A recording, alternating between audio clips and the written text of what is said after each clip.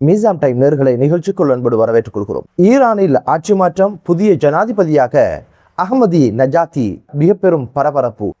கலிபோர்னியாவில் பெரும் ஆபத்து, 40,000 பேர் உடனடியாக வெளியேறும்படி அரசு உத்தரவு.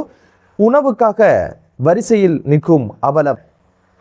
அமெரிக்காவை மிரட்டுவதற்காக 100 போர் கப்பல்களை நிலைநிறுத்திய சீனா மற்றும் ஒரு போர் தொடங்குவதற்கான வாய்ப்பு இருக்கா அப்படின்ற பல்வேறு விடயங்களை பேசுறது தான் இன்றைய பதிவு. ஈரானின் புதிய ஜனாதிபதியாக முன்னாள் ஜனாதிபதி அஹ்மதி நஜாதியை கொண்டு வருவதற்கான அனைத்து திட்டங்களையும் அமெரிக்காவும் இஸ்ரேலும் கூட்டாக இணைந்து செய்ததாகவும் அதற்கான காய் நகர்த்துகளை நடத்தியதாகவும் வாஷிங்டன் போஸ்ட் பத்திரிகை செய்தி வெளியிட்டதுதான் இப்போது உலக அரசியலில் பெரும் பேசுபொருளாக மாறியிருக்கு. அந்த செய்தி எப்படி வெளியிடப்பட்டிருக்கு அப்படின்னு கேட்டிங்கன்னா, இஸ்ரேலும் அமெரிக்காவும் இணைந்து ஈரான் மீது அதிரடியான தாக்குதலை நடத்திய அந்த ஆரம்ப காலகட்டத்தில் அஹ்மதி நஜாத் அவங்களுடைய வீட்டின் மீது அமெரிக்காவும் இஸ்ரேலும் அதிரடியான தாக்குதலை மேற்கொண்டது அவரை படுகொலை செய்வதற்காக அல்ல, அவரை வீட்டு காவலிலிருந்து வெளியில் எடுத்து ஈரானில் ஒரு ஆட்சி மாற்றத்தை உருவாக்குவதற்கான போராட்டங்களை தொடங்கி அவரையே ஜனாதிபதியாக நியமிப்பதற்கான திட்டம்தான். துரதிர்ஷ்டவசமாக அவர் படுகாயம் அடைந்து அதற்கு பிறகு தலைமறைவாகி பொது வெளியில் அவர் காணாமல் போன சம்பவம் குறித்த செய்திதான் அந்த வாஷிங்டன் டைம்ஸ் பத்திரிகை வெளியிட்ட செய்தியாக இருந்திருக்கு. அஹ்மதி நஜாத்தை அமெரிக்காவும் இஸ்ரேலும் எப்படி இனங்கண்டது, எப்படி பேச்சுவார்த்தை நடந்தது, அவரை வைத்து தான் இந்த ஆட்சி மாற்றத்தை உண்டு பண்ணி தமக்கு தேவையான ஒரு ஆட்சியாளராக அவளை ஆட்சிப்படத்தில் அமர்த்துவதுதான் இவர்களுடைய திட்டமாக எப்படி இருந்தது, எப்படி இதுக்குள்ள அஹ்மதி சிக்கிக்கொண்டார் என்ற பல்வேறு விடயங்கள் தான் இப்போது பெரும் பேசுபொருளாகவும் பெரும் விவாதத்துக்குரியதாகவும் மாறி போயிருக்கு. இஸ்ரேலுடைய அணு ஆயுத கொள்கை என்ன அப்படின்னு பார்த்தீங்கன்னா, இஸ்ரேலுக்கு எதிரான எந்த ஒரு நாடும் அணு ஆயுதத்தை பெற்றுக்கொள்ளக்கூடாது. ஒருவேளை பெற்றுக்கொண்டா உடனடியாக அதை பறித்தெடுக்கணும். அப்படி இல்லைன்னா அந்த நாட்டின் மீது போர் தொடுக்கணும். அப்படி இல்லைன்னா அந்த நாட்டில் தமக்கு தேவையான, தமக்கு விசுவாசியாக இருக்கின்ற, தமக்கு விசுவாசம் கொண்ட நபர்களை ஆட்சியில் அமர்த்தி அவங்கள நட்பு நாடாக மாற்றிக்கொள்ளணும். அந்த வகையில தான் இப்போது ஈரானிடமிருந்து அந்த அணு ஆயுதங்களை பெற்றுக்கொள்ள முடியாது. அதனால ஆர்ப்பாட்டத்தின் நூடாக ஒரு ஆட்சி மாற்றம் என்று தொடங்கி இன்னைக்கு ஒரு யுத்தம் என்ற இடத்துல தான் இப்போது ஈரானுக்கு எதிரான யுத்தத்தை இஸ்ரேல் கொண்டு நிறுத்தி இருக்கு. அந்த வகையில தான் இவர்களுடைய அடுத்த ஆட்சியாளராக அஹ்மதி நஜாதி இருந்திருக்கிறார் என்ற ஒரு விஷயம்தான் இப்போது பெரும் பரபரப்பை ஏற்படுத்தியிருக்கு. இது குறித்து இதனுடைய உண்மைத்தன்மை என்ன, எதற்காக இப்படியான செய்தியை வெளியிட்டாங்க, உண்மையிலே அஹ்மதி நஜாத்தை இவங்க வளைச்சு போட்டாங்களா அப்படின்னு ஒரு விஷயம் குறித்து லண்டனில் இருக்கும் ஈரானுடைய அனைத்து விவகாரங்களையும் ஆய்வு செய்கின்ற ஆய்வாளர் அப்துல் ரஹ்மான் அல் அரபியா என்ற செய்தி சேவைக்கு வழங்கிய செவியில என்ன சொல்றாரு அப்படின்னு கேட்டீங்கன்னா, ஈரானுடைய தற்போதைய சூழ்நிலையில் இப்படியான ஒரு விடயம் சாத்தியமற்றது அப்படின்னு சொன்னது மட்டுமல்லாம அதுக்கான காரணங்களையும் பட்டியலிட்டாரு. அதில் முதலாவது காரணம் என்ன அப்படின்னு பாத்தீங்கன்னா, அஹ்மதி நஜாத் அன்றிலிருந்து இன்று வரைக்கும் இஸ்ரேல் மற்றும் அமெரிக்காவினுடனான விரோத போக்கை கடைபிடிக்கிறவர். இப்படியான ஒரு விடயத்துல இவங்களோட கைகோர்ப்பதற்கான வாய்ப்புகள் கிடையாது அப்படின்னு ஒரு விஷயத்தையும், அடுத்த ஒரு விஷயம் என்ன அப்படின்னு பாத்தீங்கன்னா, பதவி நிலையில் ஈரானுடைய உச்ச தலைவருக்கு அடுத்ததாக இருக்கின்ற பதவியிலும் இவர் கிடையாது. அதுபோக துணை ஜனாதிபதியாக இருக்கின்றவராகவும் இவர் கிடையாது. அவர்களுக்கு ஏதாவது அசம்பாவிதம் நடந்துவிட்டால் அந்த இடத்துக்கு இவர் ஆட்சியாளராக ஈரானுடைய கொள்கைகளுக்கெல்லாம் மாற்றமாக ஒரு ஆட்சியை நடத்துவதற்கான வாய்ப்பும் கிடையாது. பதவி நிலையில் அப்படியான ஒரு இடத்திலும் அஹ்மதி நஜாத்தி அவங்க இல்ல. அதனால எப்படி அப்படியான ஒரு பதவிக்கு இவரை கொண்டு வருவதற்கான திட்டத்தை அமெரிக்கா வகுத்தது என்பதுல மிகப்பெரிய ஒரு சந்தேகமும் இருக்குது. மூன்றாவது காரணம் என்ன அப்படின்னு பாத்தீங்கன்னா, ஈரானுடைய ஆட்சி முறைமை 2 வகையாக வகுக்கப்பட்டிருக்குது. உச்ச தலைவருடைய அலுவலகம், அடுத்தது அரசு அப்படின்னு ஒரு விஷயம் இருக்குது. இதுக்குள்ள அஹ்மதி நஜாத்தியினுடைய பங்களிப்பு எதுவும் கிடையாது. அப்படி இருக்கின்ற ஒரு சூழ்நிலையில இவர் அப்படியான ஒரு பதவிக்கு கொண்டு வருவது என்பது சாத்தியமில்லாத ஒரு முறைமை. அதனுடைய ஈரானுடைய அரசியல் கட்டமைப்பு, அரசினுடைய கட்டமைப்பு எல்லாம் வேறு விதமாக இருப்பதனால அஹ்மதி நஜாதி அவங்கள ஒரு தலைவராக ஆக்குவது என்பது சாத்தியமில்லாத ஒரு விடயம். அடுத்த ஒரு விஷயம் தான் அந்த ஒரு தாக்குதல் நடத்தியது வீட்டு காவலில் இருந்து அவரை பாதுகாப்பாக வெளியில் எடுப்பதாகத்தான் சொல்லப்பட்டிருக்கிறது. அஹ்மதி நஜாத்தி அவங்க ஒருபோதும் வீட்டு காவல்ல வைக்கப்படவும் கிடையாது. அவங்களுக்கான மெய் பாதுகாவலராக 6 பேரை அரசை வழங்கி இருக்குது. அதுபோக புரட்சிகர காவல் படை தான் அவருக்கான ஓய்வூதியங்களை கொடுத்து வருகிறது. இப்படியான சூழல்ல ஈரானுடைய அரசியல்ல தவிர்க்க முடியாத ஒரு அங்கமாக அன்றிலிருந்து இன்று வரைக்கும் அஹ்மதி நஜாத் அவங்க இருக்கின்ற ஒரு சூழ்நிலையில இவரை ஒரு ஜனாதிபதியாக ஆக்குவது என்பது சாத்தியமில்லாத ஒரு விடயம் அப்படின்னு ஒரு விஷயத்தை சொல்லிட்டு, இப்போது அஹ்மதி நஜாத் உயிரோடு இருக்கிறாரா இல்லையா என்ற ஒரு விஷயத்தை நாடி பிடித்து பார்ப்பதற்காகத்தான் இந்த ஒரு விடயத்தை கசிய விட்டு இருக்கணும். அல்லது ஒரு உளவியல் போராக இப்போது எந்த ஒரு விடயத்திலும் ஈரானை அடக்க முடியாது என்பதனால அரசு தலைவர்களுக்கு இடையில ஒரு குழப்பத்தை உண்டு பண்ணுவதற்கு, சந்தேகங்களை உண்டு பண்ணுவதற்காக திடீரென இப்படியான ஒரு திட்டத்துல தான் எமது கைபொம்மையாக ஆகிவிட்டார் அகமதி நஜாத் அப்படின்னு ஒரு விஷயத்தை சொல்லி ஆட்சியாளருக்குள்ளே ஒரு பிளவை உண்டு பண்ணி பிரித்தாளும் கொள்கையை அங்கு உண்டு பண்ணுவதற்குத்தான் அமெரிக்காவினுடைய குறித்த பத்திரிகை இந்த செய்தியை வெளியிட்டிருக்கலாம் என்ற ஒரு சந்தேகத்தையும் அறுவலைப்படுத்தியிருக்கிறார்.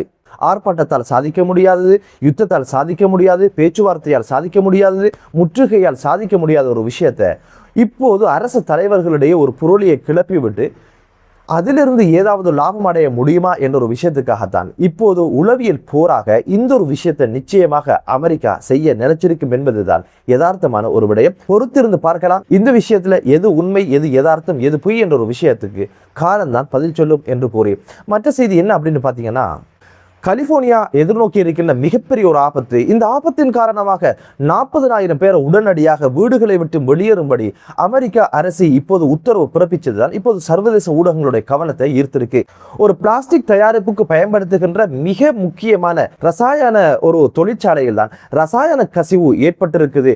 இந்த ஒரு கசிவு குறித்து தான் மக்களை பாதுகாக்கும் முகமாக இப்போது அந்த பிரதேசத்திலிருந்து 40,000 பேரை உடனடியாக வெளியேறும்படி அரசு உத்தரவு பிறப்பிச்சிருக்கு. இப்போதைக்கு இருக்கின்ற மிகப்பெரிய 2 சவால்கள்.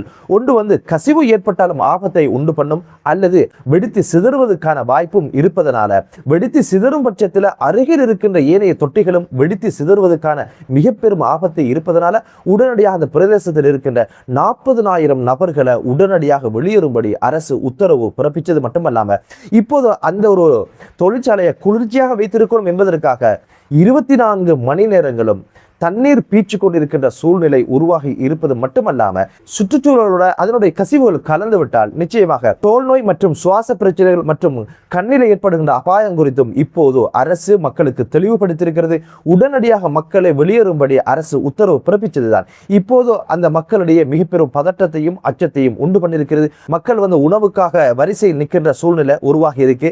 இவங்களெல்லாம் ஒரு கணம் சிந்தித்து பார்க்க வேண்டிய ஒரு விஷயம் தான் தினந்தோறும் குண்டுகளோடும் இரத்தங்களோடும் ரணங்களோடும் ஓடிக்கொண்டிருக்கின்ற குழந்தைகள், முதியவர்கள், பெண்கள் என மத்திய நாடுகள்ல இப்படியான அவலங்கள் தினம் தினம் நடக்கிற ஒரு விஷயம் தான். அந்த சூழ்நிலையில தான் ஏதோ ஒரு வகையில இப்போது இறைவன் அதற்கான சோதனையை கலிபோர்னியா மண்ணிலே உருவாக்கி வைத்தானோ என்ற கேள்வியும் எழ ஆரம்பிச்சிருக்கு. பொறுத்திருந்து பார்க்கலாம் இந்த ஒரு விஷயத்துல என்னென்ன விஷயங்கள் நடந்து முடிய போகுது அப்படின்னு ஒரு விஷயம் தான். அடுத்த செய்தி குறித்து பார்க்கலாம். சீனா அமெரிக்காவை மிரட்டும் வகையில 100 போர் கப்பல்களை இப்போது அதிரடியாக மஞ்சள் கடல் முதல் தென்சீனா கடல் வரைக்கும் நிறுத்தி வைத்திருந்த சம்பவம் தான் இப்போது சர்வதேச ஊடகங்களுடைய கவனத்தை ஈர்த்திருக்கு. இந்த தகவலை சர்வதேச ஊடகங்களுக்கு கசிய விட்டது தாய்வானுடைய மிக முக்கியமான பாதுகாப்பு அதிகாரி ஒருவர் தான் ரொம்ப அச்சத்தில் இருப்பதாகவும் பீதியில் இருப்பதாகவும் தான் அவர் இந்த செய்தியை வெளியிட்டிருக்கிறாரு. எதற்காக சீனா அதிரடியாக இந்த கடல் பரப்புல 100 போர்க்கப்பலை நிறுத்தியிருக்கு அப்படின்னு கேட்டீங்கன்னா அமெரிக்காவை மிரட்டுவதற்கு தான். அமெரிக்காவினுடைய ஜனாதிபதி சில தினங்களுக்கு முன்னால சீனாவுக்கு விஜயம் மேற்கொண்டிருந்தாரு. அந்த தருணத்துல சீனா முன்வைத்த கோரிக்கை என்ன அப்படின்னு பாத்தீங்கன்னா, தாய்வானுக்கு ஆயுதம் கொடுப்பதை நீங்க நிறுத்தணும், அப்படி இல்லைண்டா சீனாக்கும் அமெரிக்காவுக்கும் இடையிலே போர் மூடுவதற்கான வாய்ப்புகள் இருக்குது, அது ஒரு ஆயுத சண்டையாக மாறும் அப்படின்னு ஒரு மிரட்டலை நேரடியாகவே அமெரிக்க ஜனாதிபதி டொனால்டு ட்ரம்புக்கு சொல்லி இருந்தாரு. இந்த சூழ்நிலையில 12 பில்லியன் அமெரிக்க டாலர்ஸ் பெறுமதியான ஆயுதங்களை தாய்வானுக்கு வழங்குவதாக அமெரிக்காவினுடைய வெளிவிவகார அமைச்சர் அதிரடியாக செய்தி வெளிவிட்டது மட்டுமல்லாம தாய்வான் அமெரிக்காவுக்கு இடையேயான உறவில் எந்த ஒரு மாற்றமும் ஏற்படாது அப்படின்னு ஒரு செய்தியையும் சொல்லி இருந்தாரு. ரொம்ப கடுப்புடன் இருந்த சீன ஜனாதிபதி அமெரிக்க ஜனாதிபதி நாடு திரும்பிய உடனே அதிரடியாக இப்போது அமெரிக்காவை மிரட்டும் வகையில 100 போர் கப்பல்களை இப்போது சீனா அனுப்பி வைத்திருக்குது, நிலை நிறுத்தி இருக்குது என்பதுதான் இப்போது பெரும் பதற்றத்தை உண்டு பண்ணிருக்குது. காரணம் என்ன அப்படின்னு பாத்தீங்கன்னா, அமெரிக்காவினுடைய அனுசரணையுடன் தான் சீனாவிலிருந்து தாய்வான் தனி நாடாக பிரிக்கப்பட்டிருக்கு. இன்று வரைக்கும் சீனாவுடைய நிலைப்பாடு என்ன அப்படின்னு பாத்தீங்கன்னா, தாய்வான் என்பது எமது நாட்டினுடைய ஒரு அங்கமாக இருப்பதனால எந்த நேரத்தில் எமது நாட்டோடு தாய்வானை இணைத்துக் கொள்வோம் அப்படின்ற ஒரு விஷயத்தை அடிக்கடி சவாலாக விடுகின்ற இந்த சூழ்நிலையில் தான் இதுக்குள்ள 3வது நபராக அமெரிக்கா வரக்கூடாது என்பதுல சீனா கண்டிப்பாக இருக்குது. இந்த சூழ்நிலையில தான் இப்போது 100 போர் கப்பல்களை குறித்த பிரதேசத்துல சீனா அதிரடியாக நிலை நிறுத்தியிருப்பதுதான் தாய்வானுக்கு மிகப்பெரிய ஒரு அச்சத்தை உண்டு பண்ணிருக்கு. இது குறித்து அமெரிக்க ஜனாதிபதி டொனால்டு ட்ரம்ப் என்ன சொல்லியிருக்கிறார் அப்படின்னு பாத்தீங்கன்னா, குறித்த ஆயுதம் குறித்த ஒப்பந்தத்தை மீள் பரிசீலனை செய்வதாக அதிரடியாக அறிவிச்சிருக்கிறாரு. ஆடி கறக்கிற மாட்ட ஆடியும் பாடி கறக்கிற மாட்ட பாடியும் கறக்கிறதுல சீனர்கள் ரொம்ப விற்பனர்கள் என்பதை காட்டியிருக்கிறாங்க. ஒரு பக்கத்தில் ஈரானுடைய தலைவலி நாளுக்கு நாள் முத்தி கொண்டு போகின்ற இந்த சூழ்நிலையில இப்போது அமெரிக்காவுக்கு மற்றும் ஒரு தலையடி, அதுவும் சீனாவோடு மல்லுக்கு நிற்க வேண்டிய ஒரு சூழ்நிலை உருவாகி இருப்பதனால இப்போது அதை ரத்து செய்கின்ற இடத்துல அமெரிக்க ஜனாதிபதி டொனால்ட் ட்ரம்ப் வந்திருக்கிறாரு. பொறுத்திருந்து பார்க்கலாம் சீனாக்கு அமெரிக்காவுக்கு இடையிலான முருகல் எவ்வகையான விளைவுகளை உண்டு பண்ணும். குறித்த ஆயுத விற்பனை சம்பந்தமான உடன்படிக்கை நிறுத்திக் கொள்வாரா, இல்ல மீண்டும் ஒரு யுத்தத்துக்கு போய் மல்லுக்கு நிற்பாரா என்பதை பொறுத்திருந்து பார்க்கலாம். என்னதான் இருந்தாலும் இப்போதைக்கு மத்திய கிழக்கு நாடுகளில் ஒரு அமைதியான சூழல் உருவாகட்டும் என்று கூறி மற்றொரு காணொலியிலே உங்கள் அனைவரையும் சந்திக்கும் வரை விடைபெறுகிறேன். நன்றி.